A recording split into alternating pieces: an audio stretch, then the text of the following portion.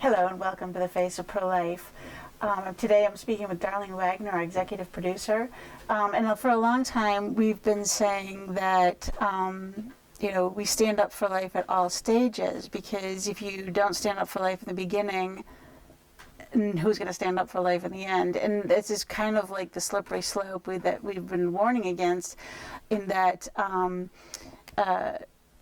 we've allowed the slaughter of innocent children in the womb. Where is it going to stop? And we've moved on to a physician-assisted suicide. Started out in Oregon. It's gone to a few other states, and they're fighting desperately to get it in the state of Connecticut. They've passed it in Canada, and it's already wreaking all sorts of havoc there. So let's talk a little bit about the things that they said weren't going to happen, that we said, oh yeah, they were. One of the downfalls of physician-assisted suicide that started out pretty early in Oregon was that once physician-assisted suicide became legal, the insurance companies stopped paying for very expensive life-saving drugs, like for cancer treatments, would pay for your drugs to be euthanized. So patients were faced with the choice of, paying for their own prescriptions to keep themselves alive, or committing suicide. And that happened rather quickly. But now, doctors, the latest headlines just from this last week was doctors want permission to euthanize patients to harvest their organs. It's something like out of a horror movie, isn't it? Coma, to be exact. A Robin Cook book from the 80s. So what the vultures are, they're always crying that they don't have enough organs to harvest, to give to other people. So now you can choose to have your organs taken from you basically before you're dead. Most of these laws were saying that you had to, all of the laws in the country have been death by donation, meaning the person would had to be technically dead in order for their organs to be harvested for donation. But now they are saying that you can have your organs donated. It always starts out volunteer. Any volunteers out there? And then it becomes mandatory. And I think we don't have the article, but in China, this is a big scandal as to people still being alive, having the organs being harvested. Political prisoners. They're if the writing isn't on the wall, what is? And yet, Connecticut state legislature still attempted to pass an assisted suicide law. And they get up there and they bring out the one person that is terminally ill and doesn't want to live anymore. Who has ever stopped anybody from ending their own life? Right. We don't. You've got 24 hours a day, 7 days a week. At any time you really don't want to live, there's plenty of ways to kill yourself. So why make it a law so that all kinds of other innocent people or people who are being misled would do something such as that, prematurely cutting fundamentally the time that they need for them to make their amends to their family, or to prepare for themselves for time in which God will come and they will be with God, or whatever their amends that they need to make, cutting that short. That they're being fed this type of idea that that a painless death, quick and fast. And then I guess it could probably be a lot of reasons why someone might want to give their organs when they're still alive. I think that some organs can be given, a kidney? You've got two. You can always share one. You can get partial liver. There are some, that you can still live. but that isn't the direction that they're really going. It's scary. It's very, very scary. And I think, and I thought about it today, is that what type of people are we putting in legislatures? I know. I mean, really, are these people tested to be worthy of being a legislator? Do they have the capabilities? Do they function as normal people? And I'm starting to really question the voters' choice in electing legislators that we have to all share, even though we didn't vote for them or we are alarmed by some of the things that they said. We're seeing that now in the arena that we see of people running for president. That it seems like they want to be more outrageous than the other. Next guy.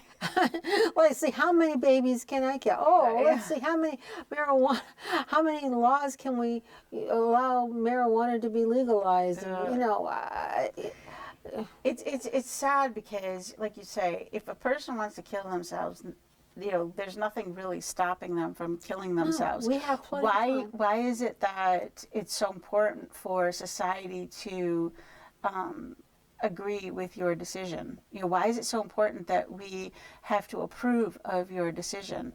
Because once you approve that any life is not worth living, then you're just telling everybody that at any point anybody can end their lives, and that's no big deal. Well, it is a big deal. Every time somebody loses their, you know, it ends their own life that is not ended by God is a big deal. Why are we having such a high rate of teenage Suicide. suicides?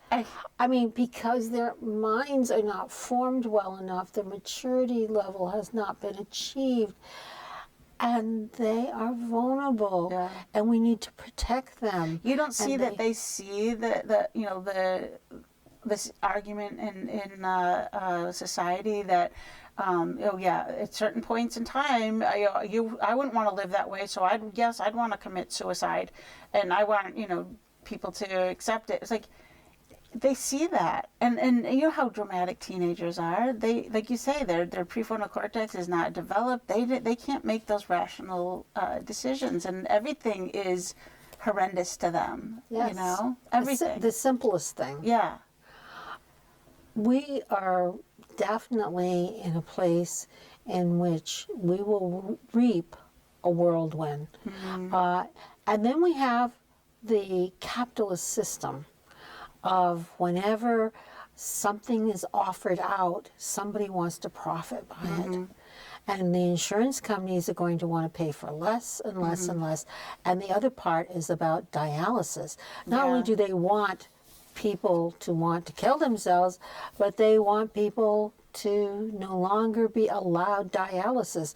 Dialysis is so very important for diabetics who need kidney transplants and who are going to be placed on those transplant lists for 5 years. There's nothing wrong with having a transplant list. You're making sure that the donor is willing to donate, not someone who's going to be forced into it or coerced into it. They have willingly donated, that there are even live donors that donate kidneys, that they're healthy kidneys, that they're going to be given to somebody who has been properly prepared for that transplant. There's a lot of things you must do. You cannot have cancer. You cannot be sick. Believe it or not, you have to be healthy to get a transplant. Even though you may need a transplant, you cannot have tumors. You cannot have something that is an active growth within the body, because something that's going to kill you before your kidney. So you have to go through a lot of hula hoops in order to get that transplant.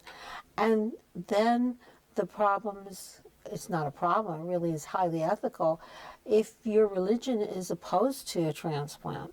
And in some cases, and even in the Catholic Church, there are situations where you cannot take the life of somebody else in order to achieve your own life. Right.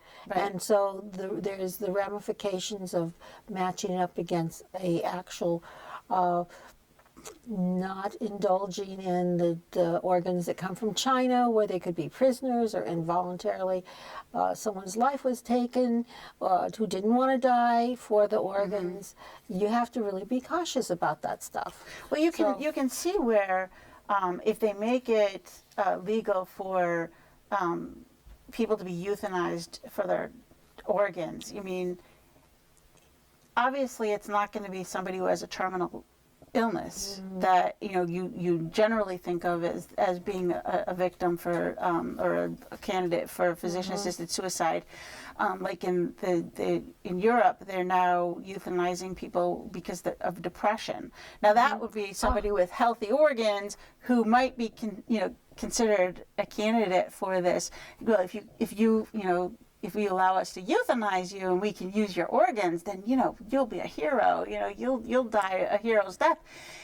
You can see the writing on the wall, because it's not like you say. You cannot be somebody who has a deadly disease that's going to be giving your organs up. No, and that's not good for someone to trade a problem with diabetes and needing a kidney transplant with something that someone else might be a carrier of a disease that would give you a disease, and that has happened as well. Yeah.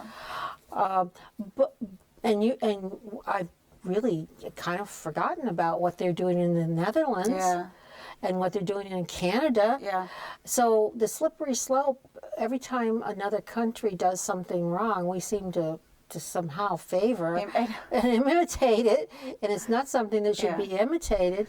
And I'm really shocked at Canada. I really am. I grew up at a time which Canada was an example of faith and Catholicism, and and now I'm looking at an extremely disassociated culture that doesn't seem to take any. It's getting dangerous to be Christian in Canada, literally. They went from physician-assisted suicide, legalizing that, to we wouldn't do this in children. We wouldn't allow it to happen in children. Now they're killing children, and they're allowing people to kill disabled children.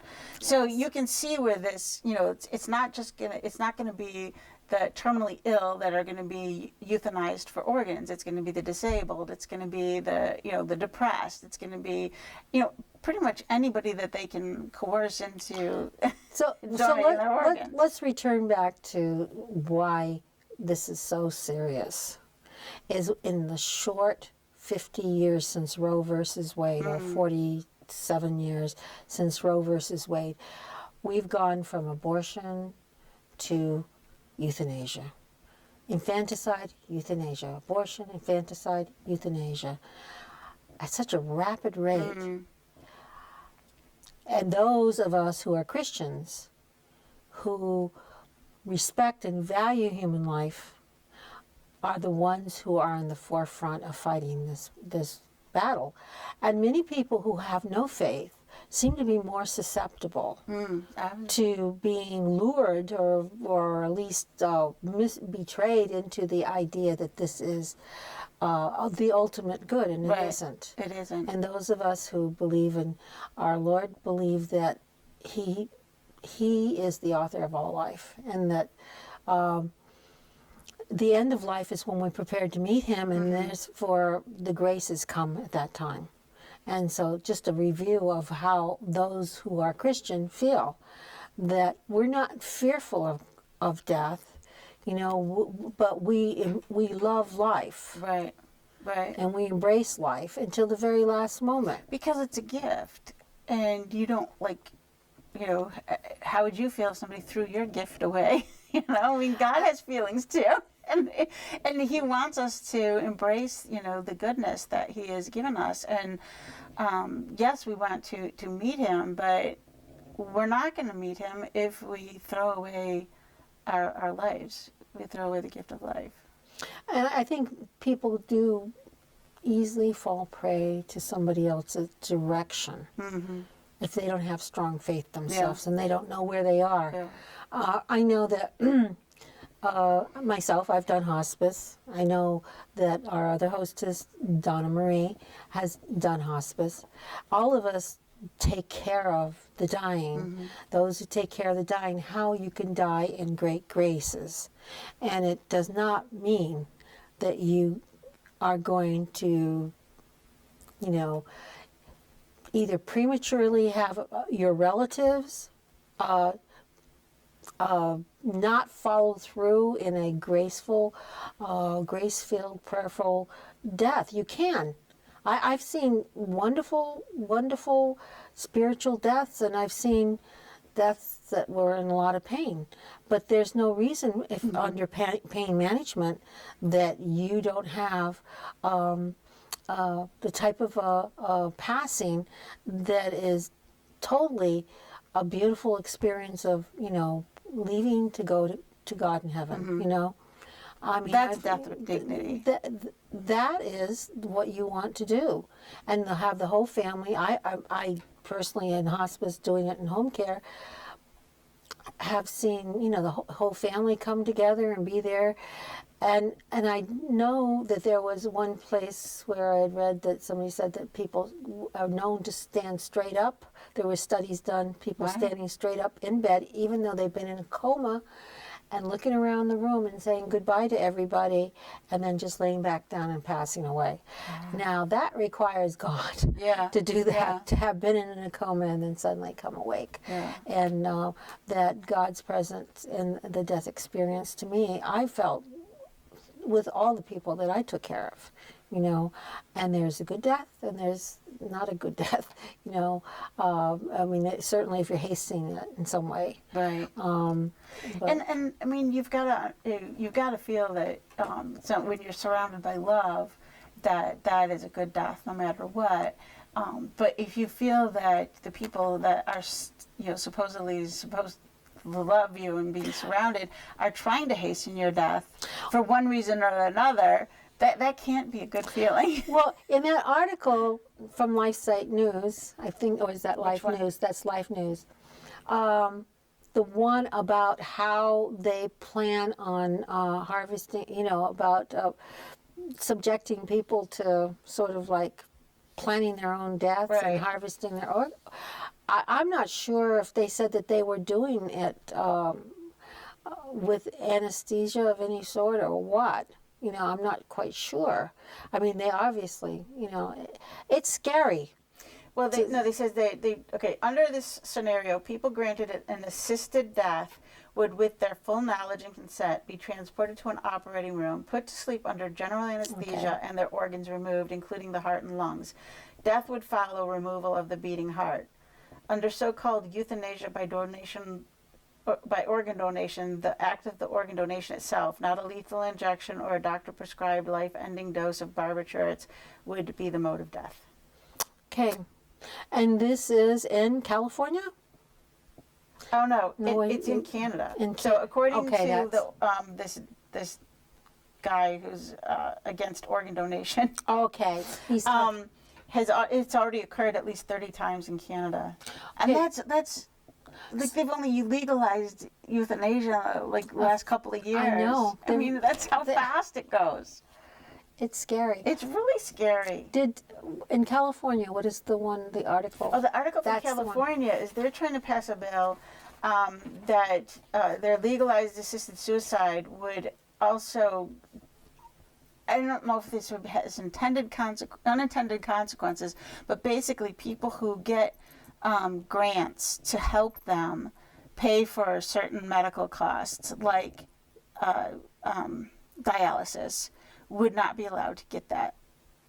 So either they have to cover the costs themselves or not get the kidney dialysis. If you don't have dialysis and you need it It's deadly. you would die within a week if you're really severely affected. Yeah, so it says, this guy says that he depends on charitable financial grant from the nonprofit American Kidney Fund to help him pay for his daily at-home dialysis. Without the grant, he cannot afford the treatment. Without the treatment, he'll die. This bill, Assembly Bill 290, supported by California's health industry, insurance companies, will force AKF to cease operating its program in California, hurting me and more than 3,700 Californians who rely on its financial assistance. So in order to go the regulations of this bill, the organization would just pull itself from California, and those people would not be allowed to get dialysis. So what we're seeing is a lack of leadership in our legislatures, who no longer care about the important issue of respecting life. And if the legislature of California doesn't act to defend life, then what will happen to these individuals? So then we're right back to discrimination against the disabled, against the sick, against the old, against the vulnerable. And where does our Constitution speak that? I know. I mean, it's it always started like this. Even Hitler started with the disabled, and then we could see, it went to political enemies, and he's gone crazy, and ending up killing 6 million Jewish people. Who is going to be on the chopping block if we allow all this to happen? And it sounds crazy, but I it happens. I really wish it wasn't. It really is frightening when you look at it in that perspective. So we're speaking out about these issues because, one, you've worked in pharmaceutical research. That is so you're a healthcare provider in that sense, that you spent all those years in the pharmaceutical business to help life. Yeah. And I know that I've worked in the healthcare field, and I've been there for a lot of people that have died, and I've been there to the very end. And I was there helping sustain life as long as I could, and making as much graceful, when death would occur, that it be as comfortable and as graceful as possible, and to help the family to get through it. And that was my purpose, and to do nothing that would harm the person, and only things that would help them. Are we departing from this? Are we turning it all around? I thought laws. You've got to start to think, are we going to create a healthcare system that has physicians who are willing to kill their patients? I mean, what kind of a healthcare system do we have when we have supposed doctors tearing babies apart in the womb, killing their patients prematurely? What kind of physicians are we training? What are we creating? I mean, that can't be a good thing for anybody. This was written maybe no more than 3 days ago. Yeah. It isn't old news. No. It's scary news, but it's not old news. We're talking about this because people need to know about it. They need to know that this is serious stuff. This is not sci-fi. It is not next year's news.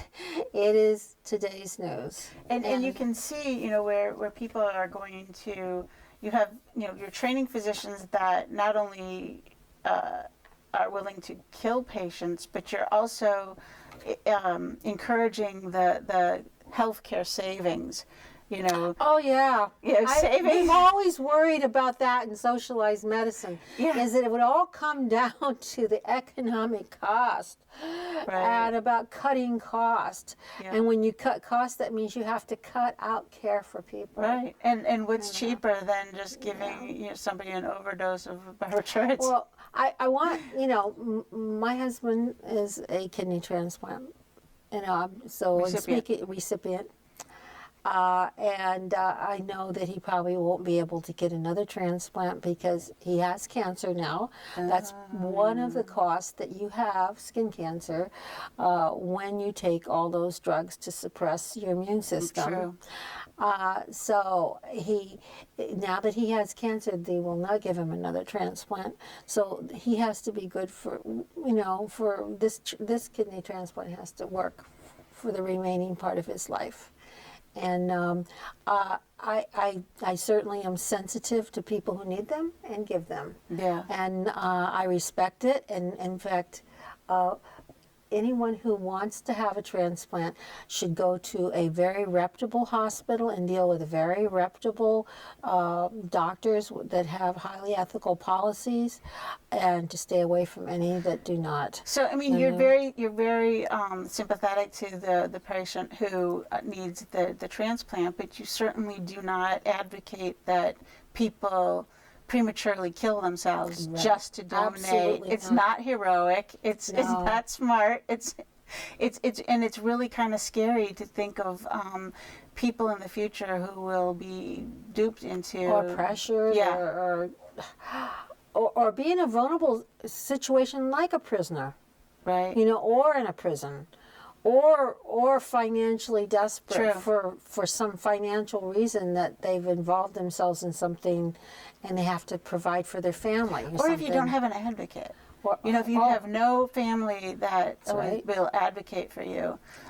So we need to be the advocates for these people, and talk to your legislators. Tell them that we don't want physician-assisted suicide, whether it be for organ donation or for any other purpose. So thank you so much for joining us today. Thank you for joining us today. Please talk about these issues with your family and friends. We really need to clear the air, spread the truth. When you look in the mirror the next time, you too will realize yours is the face of pro-life. And please join us again next time.